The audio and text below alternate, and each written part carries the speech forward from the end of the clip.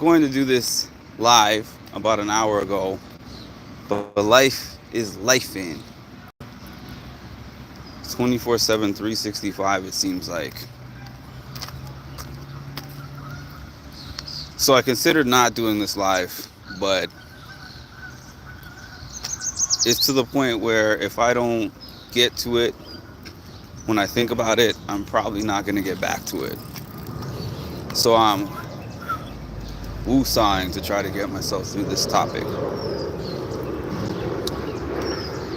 The topic of loss. I know that everybody experiences loss at different points in their lives. However, loss hits you differently depending on who it is and what time period you've experienced it. Because I experienced plenty of losses in my life, even going back to the time when I was 2, 3, 4 years old. Not that I remember them in too much depth, but I do remember losses that I experienced at that time. I think the first major L that I ever took that I can really think of that affected me badly was one of my close friends in high school. Him and two other people from my high school died in this tragic car accident. I was about 19 at the time,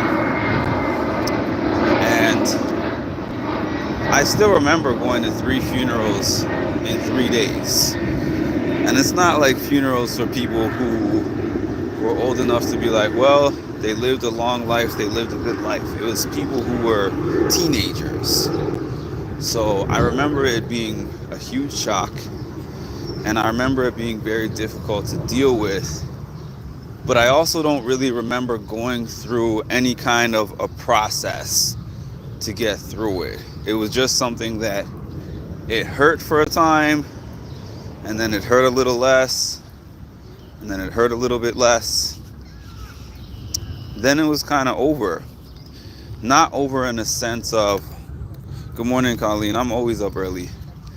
Every day, Sunday through Saturday. But anyways, yeah, it just kind of went away over time, and I don't really remember going through stages like that. Next was probably my grandfather, who passed about 3 years later, and his was one where I went through stages of grief, but I didn't really know anything about the stages. So it was just kind of happening in the background, and I didn't know that it was happening until eventually getting into some therapy and speaking to a therapist about it, which interestingly enough, he passed in 2019. I started seeing a therapist in well, I know I started seeing a therapist in general in 2012, but the one that I was talking to about this specific thing was about like 2017. So it was approximately 8 years after his passing. And I wasn't specifically thinking about him at that time or talking about him specifically at that time. It was just that I've told the story before of how I had a repressed memory, and I learned what a repressed memory was from the therapist when this certain specific song, Can't Help Falling in Love with You, I heard it sang at an open mic, and it brought me to tears, and I didn't know why. And long story, but at my grandparents' 40th anniversary, myself, my aunt, 2 of my aunts, my sister, and my mom played backup band while my grandfather serenaded my grandmother with that song. And I learned about a repressed memory. But none of those losses compared to losing my dad. This is the time that I've been the most aware of feeling that loss and feeling that depression and feeling every piece of all these different stages of loss, because of it being my dad, like a foundational person that's been around my whole life, because of me being old enough to kind of grasp everything that's going on. And also, I'm a person who's really hypersensitive, especially nowadays, to the things that are going on around me, which is a complete change to how I was growing up. I mean, I was always somebody who was very observant. I was always somebody who paid attention to the things going on around me. I could notice details. I mean, that's the life of a lifetime photographer in the Lifetime Photography Club. As in, I love taking pictures and I love looking at the things happening around me. That's part of why I like going to parks. I look at nature, I look at people, I look at scenery, the trees, the grass, everything. But I was not somebody who paid attention to feelings, because that was not really something that I was taught growing up. And I mean, you might ask yourself, how do you teach feelings? Well, emotional quotients, that's one thing that people don't really teach generally. I've seen a lot of people that teach that now, but at the time, not really. But you go to bed one day and you wake up, and that loved one that you knew you could call, that was there for you, you had whatever relationship you had with them, you wake up and now the chapter is just closed. What do you do from there? Well, my first thing, I can go through the kind of steps and stages that I experienced myself. At the very beginning of it all, there was an underlying sadness, but it was very numb. So I did feel sad, but I didn't feel intensely sad. I didn't feel an intense emotion of anything, really.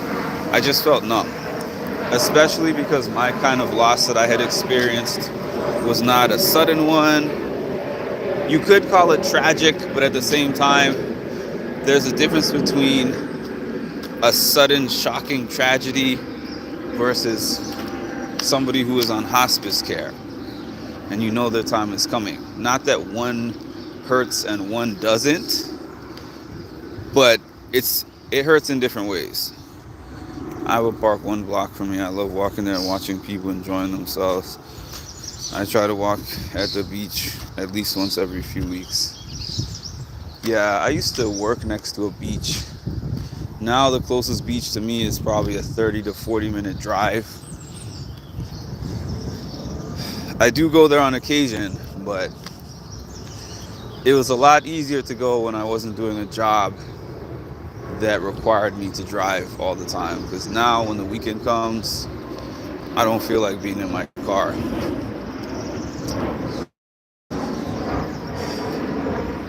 But yeah, there was an overall numbness that I felt.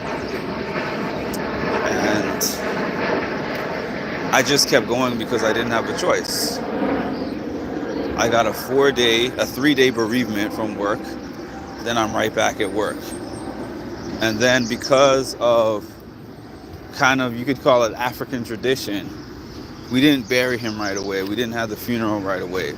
So it was like, I can't close this chapter in any kind of a way until we finish with this funeral. And there was a lot of planning involved. There were so many people that were calling. I've mentioned this in my grief group. If you have not signed up for my grief group and you are interested, I'm about halfway through. So drop something in the comments. I'll probably put a comment on this video leaving my email address. And if you would like to join that group, it's on Zoom. Shoot me an email. But anyways, the first time I think I had a cry over this thing was the actual day of the funeral. I'm not really a big crier anyways, but yeah, I didn't have a Maybe I shed a tear or two beforehand, but the day of was really when I let out a lot of emotion. And it wasn't really because I didn't want to let out the emotion. That's just the way that it happened for me. And from there, I guess I felt like, okay, now this part is done. Now it's time to move on to the acceptance stage. But it doesn't actually work that way. So really what happened to me was, even though I had that emotion on the day of, now I had this long period of just feeling lethargic and feeling lost. It's like, okay, this is final. Where do I go from here? What do I do from here? At one point in time, I was having extremely vivid dreams about my dad, where I could hear his voice, where I could see him. It was like he was talking to me. And I don't mean this to sound morbid or anything, but the way that I felt in those dreams was really happy. I'm like hanging with my dad, speaking to my dad. It's like, and I'm not speaking to the version of him that was sick, the version of him that was well and able to walk and talk and do whatever he does. And then I would wake up and I would be like, man, my dream was way better than my reality. I wish I could go back to sleep. And that was the case for some time. And then over time, it started to settle in with me that this is my actual reality. The dream is the dream. The dream is probably my mind trying to soften the blow or protect itself from the actual reality. Good morning.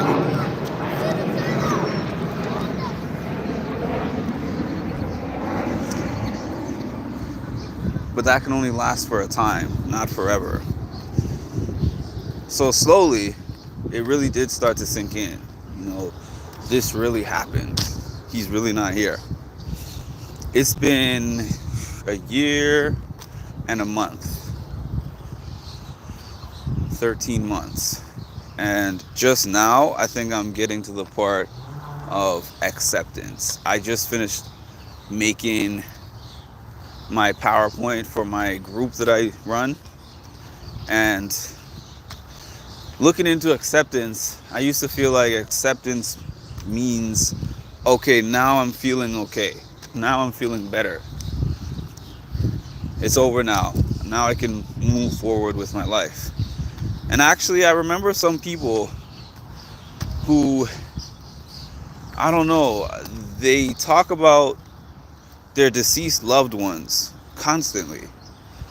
Anytime they have a milestone, an achievement, or anytime that something difficult is happening, they're calling out to that loved one. And honestly, I used to wonder why people do that, because any loss that I experienced before, for some reason it was a little bit easier. It was a little bit easier to move on. This one, it hasn't really been, but the acceptance feeling also comes with a sadness. That's something that nobody talks about. People make acceptance seem like this wonderful thing where you just pass through all the stages and get to the point where you're not bothered by it anymore. You're not sad about it anymore. The acceptance is more like, yes, this really happened, and now I have to repurpose myself and find a different sense of motivation and figure out, where do I go from here? I still feel every day like my dad could walk in the door and we hug and he's right there. And it would all be normal again. For me, it especially feels weird as now I've lost all three of my immediate family. Yeah, sorry about that. So it doesn't really end. It's a journey. But really what I wanted to provide is that at one point in time, early on, I was just coasting. I was barely afloat. I don't know if people really understood that, because for me, being barely afloat does not look like what it might look like for other people. For other people, barely being afloat might look like I'm not able to work, I don't get out of my bed, I'm just laying around crying every day. That's what it might look like for a lot of people, but that's not what it looks like for me. For me, I was functioning through that depression, and I was functioning through that experience. I was still going to work. I mean, I can't say that my work performance was good. There were problems associated with that, but I was still functioning enough. And at least when it came to dealing with my clients, I was still functioning enough to help take care of their needs. When it came to my life outside, sometimes people saw me occasionally going out and trying to enjoy myself, and they said, "Oh, I'm glad that you're feeling better. I see that you kind of recovered and bounced back well." They didn't know how much it took for me to even get out the door. So many things that I agreed to go to over the last year that I canceled, where the people were probably thinking, "What's wrong with this guy?" So they stopped inviting me places. That's okay. I know what I was experiencing, and a lot of people didn't really take the time to ask. I would argue that it's harder for the strong person that you see get back up on their feet to actually know when something is wrong. And I'll take a part of that because I don't always tell people. I definitely do not always tell people. That's still hard for me. Not because I don't want to, but because there have been times in the past that I have spoken to people about things. They didn't understand them, or they use it against me later in different ways. But good morning, Lisa. It's a journey. I was numb the first few years. Kind of acceptance, then depression. Fighting back the depression has been hard. Trying to distract myself with social media or exercise. Yeah, and for me, I didn't even recognize that what stage I was on or where I was with anything until I stopped moving. Because that was a kind of avoidance that I was doing. I was like, if I keep myself busy, I don't have to think about it. But that's not true. That just means I don't have to actively think about it. Because I think about it daily, even now. From the day he went until right now, I think about him every single day. There hasn't been a day yet where I haven't thought about him.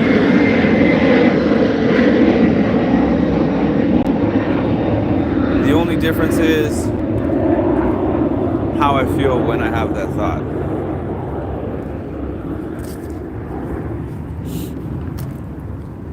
Sometimes I'll think about something and it will be a happy memory and I'll have a laugh over it. Sometimes I'll think of something and it won't be such a good time and I'll feel upset about it, and everything in between. But the numbness that you're talking about, the switching between acceptance and depression, I think that's probably, if I had to gauge where I am now, that's probably where I am. But when I was at the worst part of the depression, I was still taking care of all the things I had to take. I found late that it took so long for me to get off. I stopped going to the gym. My eating was terrible. All of those things suffered, and people were telling me, "Oh, I'm glad that you're doing so much better." And I always said, if life afforded me the opportunity to just leave the job, go to some island to recover for 6 months and get myself back on my feet, I would have opted for that. But life was like, nope, you still have bills, you still have things that you have to do. And I remember being angry about that, actually.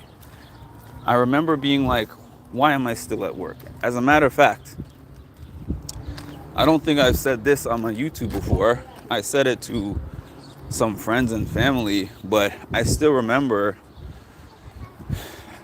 it was a Sunday that he passed of April 16. And I remember I informed the boss because I said to myself, man, I do not even want to have an issue on Monday because I'm not going to be thinking about anything work for a long time. So I had the boss's cell phone number. I shot that person a text message Sunday and I said, just to let you know, my father passed away. I'm not going to be into work this week. She says, oh, I'm so sorry. Family comes first.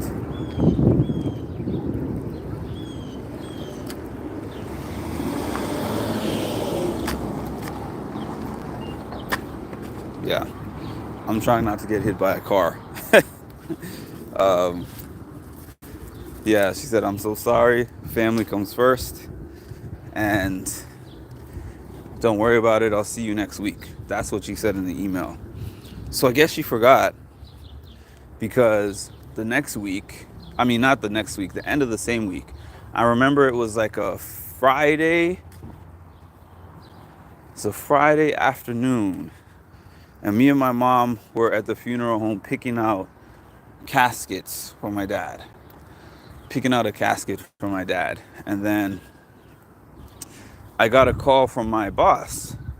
And I'm looking at this phone and thinking, this could only be maybe to send condolences or to ask me when I'm going to be ready to come back. No, that was not it.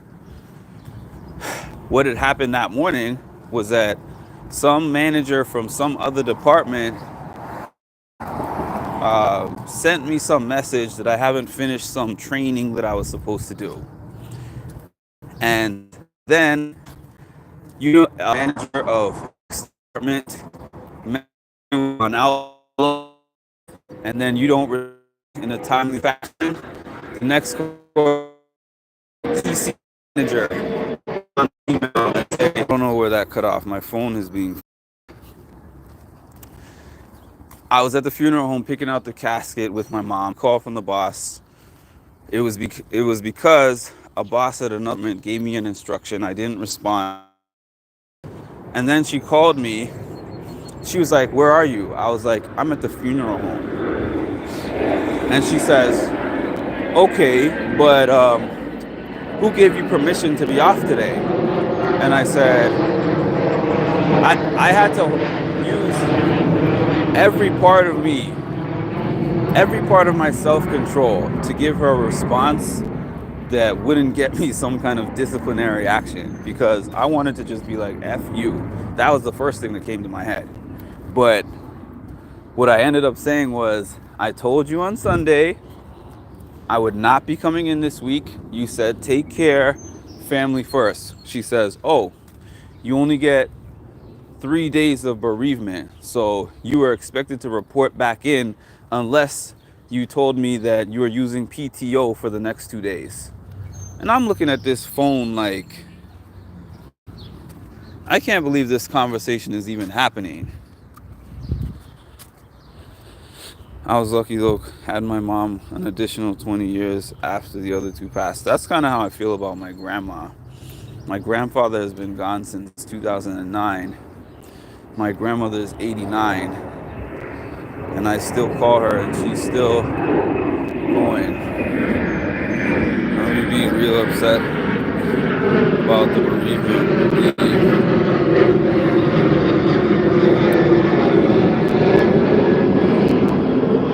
You had a moment with bereavement leave, Lisa. So I was pissed because if I'm the manager, I'm going to protect my employee in that type of scenario. that boss CCs me, I would just say, Mark is off work right now, dealing with a personal matter, and he will reach back out when he returns to work. Plain and simple. And then if you have to reach out to me, that's it. Like, hey, I'm sorry about your loss. I just want to know what your plans are for today or whatever, the 2 days, because you're going to have to use PTO, because the policy is the policy. I can't be mad at the manager for the policy, but I can be mad at her for the insensitivity and the lack of grace that she showed in that moment. It was disgusting. And at that point in time, I told my family and I told people close to me, like, I'm not staying at this company just because of this. I mean, there was plenty of other reasons, but that was the straw that broke the camel's back, 1,000%. So when they saw me stick in there for another, from April all the way until December, May, June, July, August, about another 8 months, they thought, oh, everything is cool. That's the reason why he's staying. But it was like, no, I had a specific goal. In December, I reached 2 years at the company. So I had it in my head this whole time. I'm going to see if I can last out the 2 years, and then I'm going to quit, because I can't deal with a company that treats people this way. No, your situation upset me. So much red tape and policies. It doesn't even make sense. Don't get me started on that. It doesn't even make sense for someone to say you get 3 days of bereavement to mourn a parent, or to mourn anyone, to mourn. The policy at that company was like 3 days for a parent and 5 days for a child, and no days for anyone else. If they're not, it's like if they're not in your immediate family, they don't count. And I remember being like, well, what if you have somebody that is closer to you than a parent, like a sibling who took the role of a parent, or a grandparent that raised you as if you were their son or daughter or whatever? The math doesn't math on those policies at all. It does need to be changed, for sure. But yeah, I mean, I worked through it. I got through it the best that I could. But it's only now I started to get myself back on track. I've started to do some of the things that I used to enjoy doing that I lost my enjoyment for, like fitness. I'm still not 100% locked in. I was very locked in at this time last year, but I'm getting back into it slowly. I mean, right now, I've been doing this thing of trying to get 10,000 steps a day from the day that he passed, because it was April 16. So about that day, around that day, is when I started these 10,000 steps. So it's been about a month. And I think out of that month, I might have missed the 10K steps 5 days or 6 days, but I got in a good 20 to 25 days of steps. I'm getting back towards my gym commitment. I'm getting back towards my music a little bit. I got back into doing my public speaking a little bit. But yeah, I think the key here is to just give yourself grace and to give yourself time, because, man, it's not easy. The world keeps moving. I don't know if anyone else has experienced this, but even while you're grieving, the world keeps moving. It's not like everything stops and waits for you. Your bills keep going. Your job keeps going. All your responsibilities keep going. Everything keeps going on around you. Even the people who contact you and check in with you, eventually they stop asking you, or for the most part. Or they might just ask you in a way that is kind of more surface level. How are you feeling? The famous one that I get is, how are you feeling? How is your mom and sister feeling? That's what I get most of the time. I can't describe how they're feeling. I appreciate the question, a family check-in, but I cannot describe to somebody else how somebody else feels. I can only describe really how I feel. I can give you a generic kind of overview of my observations or what I've seen, but I cannot tell you how somebody else feels. And I am proud, even when I was even when I was out at work, or even I was going to certain events and I was surrounded by people, but I was in my own head the whole time. I actually remember maybe 2 or 3 days later, I remember I represented my company of that time at this Mets game. Obviously, Mets Stadium. So we had to stand outside and advertise the insurance company. And then we got free tickets to the Mets game. And I remember going into the Mets game. The Mets won. It was a fun crowd. There were so many people around me. I was even speaking to people. I was surprised because to that point I was kind of avoiding everybody. But I still felt really alone. That's the other thing. Even if you have people that love you, or even if you have people who are connected to that person, like, that's my dad, that's somebody's uncle, that's somebody's spouse, that's somebody else's parent because I'm not his only child. We each have our own experiences and we each have our own process. We each have our own time.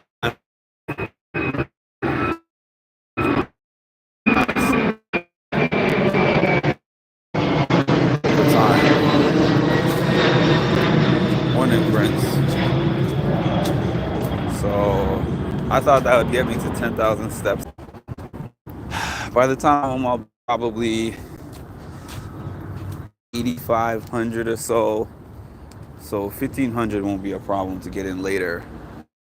I still have to say I'm hopping off this thing soon, but I always want to leave it on a positive note. And you don't know what to do next. You don't know what to do next right away. You don't have to figure it out in a month, in 6 months, in years, in a year, in 2 years. I know that sounds like I'm giving a big window, but it's true because I used to run this grief group, different from the one that I do now, back in about 2018.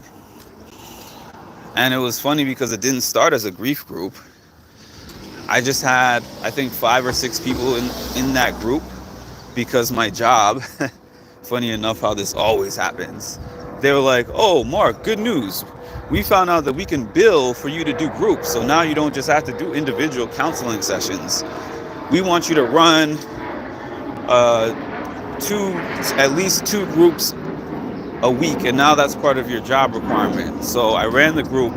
I don't even remember what the original topic was, but I remember somebody mentioned their dad, and they mentioned how when he passed, they didn't grieve for 20 plus years. They didn't cry for 20 plus years. They didn't even take bereavement time from work or go to the funeral. Just keep going. And then all of a sudden, within my group, this person just started talking about her dad and bust out in tears. And she said, this is the first time I have ever shed a tear for my dad. And I was like, wow. So then somebody else started talking about their dad. Somebody started talking about their sibling. And then next thing you know, they were like, Mark, can you make this a bereavement group? And I said to myself, how did I get into a bereavement group when I don't even know anything really about grieving? But for some reason they enjoyed the group. But I set that example to say grief doesn't have a timeline. It can hit different people at different times and for different reasons. There can be different triggers for each person. Last year, my brother's godfather passed in a car accident. Sorry about that. I loved him, wasn't super close still, but it messed with my head for a couple of weeks. That can happen too, really. I mean, that's happened to me before, where a certain type of loss hit me away, even though the person wasn't close to me. That has happened to me as well. Actually, I think I would say that happened with my uncle in 2015. When he passed away of an overdose. And the thing that struck me about that particular death was that I remember him. He was around at a lot of family functions. He was usually there at Christmas time. He would come there for major milestones. He was at my grandparents' 50th anniversary, 40th anniversary. I don't know about before that because their 40th anniversary was when I was about 5, so I wasn't there for any of their previous milestone anniversaries. But anyways, what struck me about that one is the fact that I was like, he was very untalked about within our family. It was just like a mystery, his life, because obviously the family didn't approve of his life, his lifestyle. But I felt like I wish I had a chance to actually speak to him so that I could have known him a little bit better. And I'm not saying that me speaking to him and knowing him was going to spare his life, but I just feel like it's sad to push somebody away when they're struggling.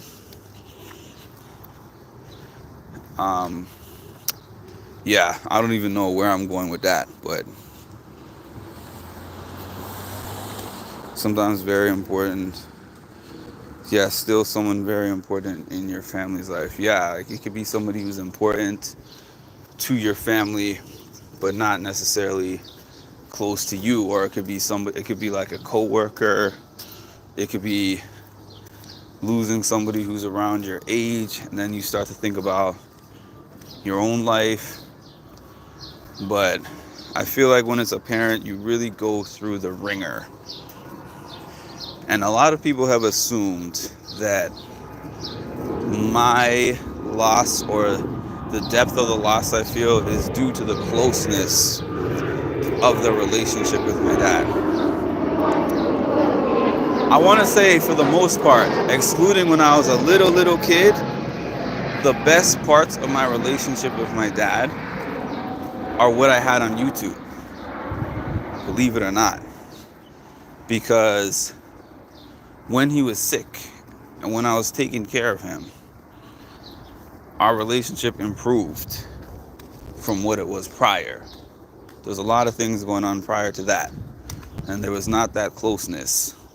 So it was like a sadness that I felt that we only got that time. But at the same time, sometimes people will never get that time. And then the person goes and they're like, my relationship with this person was always bad. And that's all I can think of. I'm thankful that I have opportunities to recall those last couple of years, laugh about some things, smile about some things, and just feel like I left everything on the table. There was nothing more to be said of that. Thanks for joining me on my walk / TED Talk. I'm hopping off this thing. I'll talk to you all soon. Please make sure hit the like button, comment, subscribe. I still do peer counseling sessions. Um, Drop a comment if you're interested. My grief group is still going on. It's resuming today. I had a couple of weeks off due to a car accident and then also life kind of lifing. But I'm going to get back on schedule. And for anyone who follows my other page, Mindful Reality, hopefully I can get to this episode 7 review of the Challenge All-Stars. Talk to you soon.